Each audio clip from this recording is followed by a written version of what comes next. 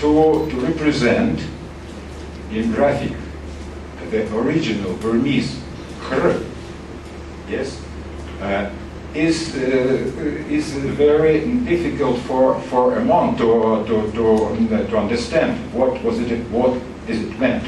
The sequence rh is very common to them, because in Mon they know post aspiration. In Pali also you have the sequence rh. Yes. So, for instance, Pali words pujarha, yes, from which probably the Burmese kriya originates. It is, of course, pujarha, yes, and arhant also, from which the Burmese ashen originates. They contain the sequence rh. So, for the Mon, of course, the sequence rh is correct, not kr, which is original Burmese. And so, in Lokatepan, of course, in those words, in Pali, for instance, where we come across rh sequence, they put it like rh. But in Burmese words, in some of them, where they come across kr sequence, they put it again like rh.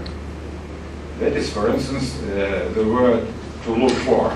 Yes, present Burmese sha, to look for. Yes, it is spelled like ahara, transliterated like that.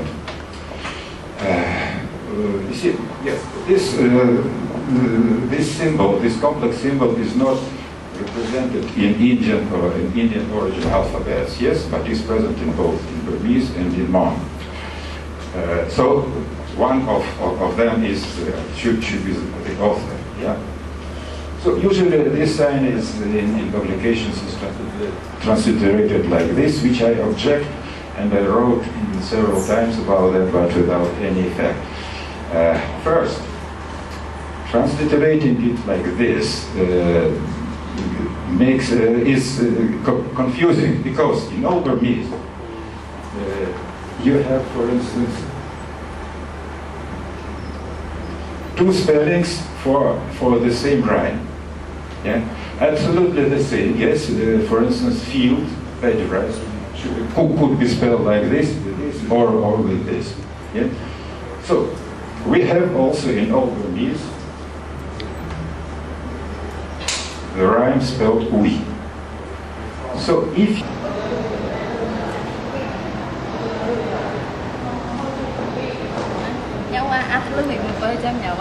contemporary context seems to point to an older tradition of purchase and donation when people could still read the script. If they were created in Thailand, it then leads to conclusions that they were created by highly competent workshops within a Mon setting. And the two fine examples of the ivory manuscripts which we viewed seem to support Shorta's belief that the ivory manuscripts are closely linked to Mon, although they're not in. You can see in these two images here, the first, which is taken from a publication of 1993, the second taken in 2006, how quickly silver, when exposed to air, can deteriorate quite rapidly. The text of this is the same manuscript, and it's completely illegible now. It's in Wattawam.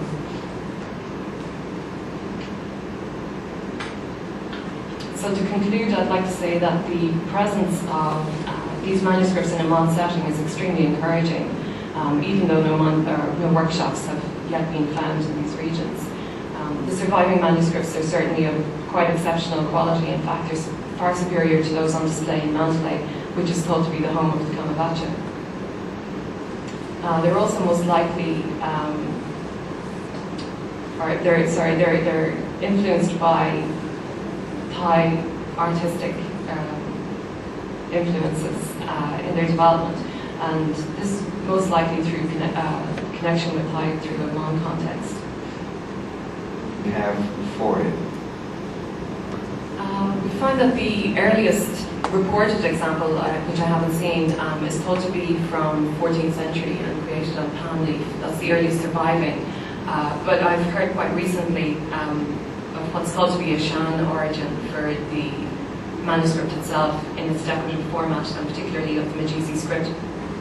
which is thought to be extremely early date. I'm not sure exactly what it was, but it was certainly before 1000 AD that it's thought to have begun, but this is still kind of a myth and needs to be investigated further.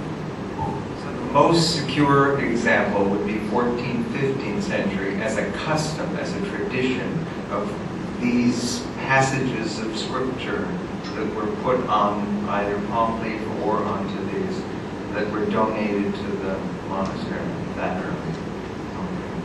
Are there any, is it found in Sri Lanka, the same custom, the same passages that are put into?